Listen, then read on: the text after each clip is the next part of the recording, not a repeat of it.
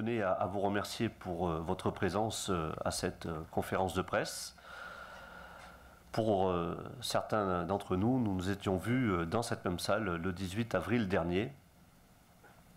Merci d'avoir répondu présent. Cette conférence de presse, elle se tient dans un contexte rempli d'incertitudes concernant la politique énergétique, l'avenir des entreprises et des emplois. Une inquiétude que je qualifierais de très forte au sein du personnel des industries électriques et gazières. Les agents manquent cruellement de lisibilité sur les stratégies menées par les entreprises dans un secteur énergétique où la concurrence déloyale est organisée sans la moindre analyse des conséquences sur leur travail au quotidien. Nous sommes dans un contexte social tellement dégradé qu'il ne se passe pas un mois sans que notre fédération appelle les agents à faire grève. Ce sera d'ailleurs le cas demain, mardi 13 novembre, autour des questions concernant le pouvoir d'achat et notamment l'augmentation du salaire national de base pour les actifs et les pensions pour les inactifs. Salaire national de base dont l'augmentation proposée par les employeurs est équivalent à 0,3%, alors que l'inflation devrait atteindre plus de 2%. Demain, notre fédération appelle l'ensemble des agents des industries électriques et gazières à faire grève, aussi pour avancer et gagner sur les revendications exprimées au quotidien pour améliorer leurs conditions de travail. Nous aurons par exemple les agents des centrales nucléaires d'EDF qui se rassembleront devant le siège de leur direction à Cap-en-Père, à Saint-Denis. 500 agents sont attendus, pendant que les autres resteront mobilisés dans les centrales où des baisses de charges seront menées pour peser sur les discussions qui se tiendront au siège avec les directions.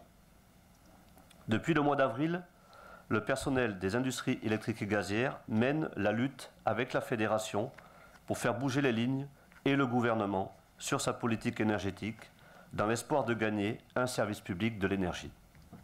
Dans cette lutte, il nous paraît important de lier revendications locales et nationales. C'est pour toutes ces raisons que nous menons de concert des actions de grève partout dans le pays.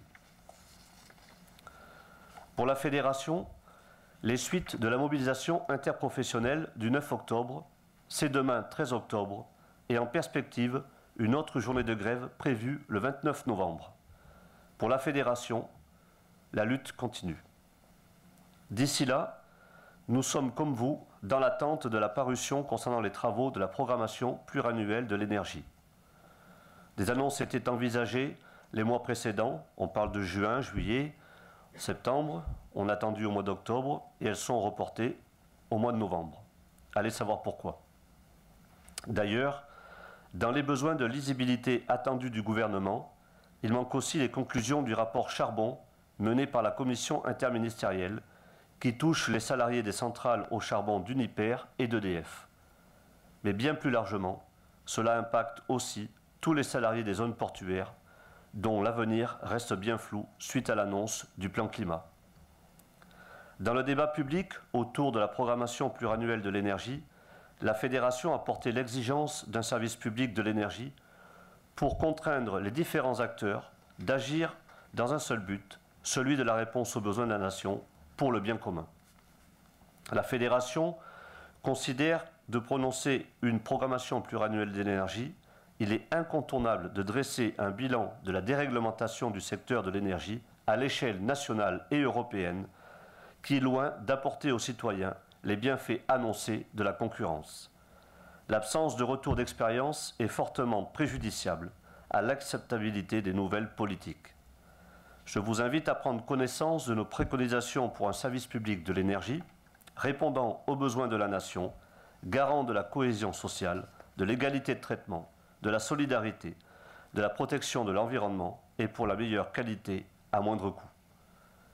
Pour revenir sur la situation des entreprises, à commencer par Engie, dont l'État organise l'éclatement pour mieux vendre par morceaux, la Fédération est convaincue que l'histoire était écrite d'avance dès lors où Gaz de France a été privatisé. Le gouvernement, pour mieux vendre ses parts dans Engie, va éclater le groupe pour récupérer un maximum de cash en la vendant par morceaux. La stratégie d'Engie vis-à-vis du gaz reste pleine d'équations à plusieurs inconnus. En témoigne son absence de réponse au renouvellement de la concession qui gère l'acheminement du gaz dans les foyers des citoyens corses. Sur le territoire, Engie a délaissé pendant des années le service public du gaz au détriment d'aventures suicidaires à l'international. Concernant EDF, les bruits de couloir ont fait résonance et plus rien n'échappe à personne sur les scénarios de la scission d'EDF. À qui profite le crime? Certainement pas aux salariés, encore moins aux usagers, et pire encore pour l'outil industriel. Tout le monde subit les errements de la libéralisation des marchés d'électricité par des décisions contraires à l'intérêt général. La Fédération entend vous apporter un éclairage sur les enjeux et porter ses propositions, mais surtout les faire connaître. Le gouvernement veut casser le modèle EDF, entreprise intégrée de services publics. C'est purement un choix capitalistique. La Fédération nationale des mines et de l'énergie CGT a décidé de dénoncer cette cabale organisée en donnant l'information audible aux usagers.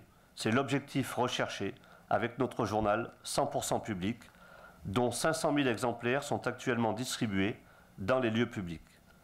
Le 20 novembre sera d'ailleurs une journée particulière où dans toutes les grandes gares SNCF, là où les TGV partent pour Paris, les militants locaux des syndicats de la Fédération distribueront le journal 100% public pour sensibiliser les usagers du rail et en particulier les maires de France qui rallieront la capitale pour participer le 20 novembre prochain à leur congrès. La Fédération a coproduit un film main basse sur l'énergie pour faire connaître au grand public les conséquences de la dérégulation. Un film de 6 épisodes qui remonte dans le temps, de 1990 à aujourd'hui, quasi 30 années de mensonges et de lois libérales qui ont démembré le service public de l'électricité et du gaz. Après ce tour rapide d'horizon que je qualifierais grand large, je vous propose de passer le relais à mon camarade Julien Lambert qui va vous parler plus concrètement de la situation d'EDF et des propositions de la Fédération. À la suite de l'intervention de Julien, nous répondrons bien entendu à vos questions dans la mesure du possible et nous sommes donc 3 présents à cette tribune pour essayer d'y répondre au mieux. Merci.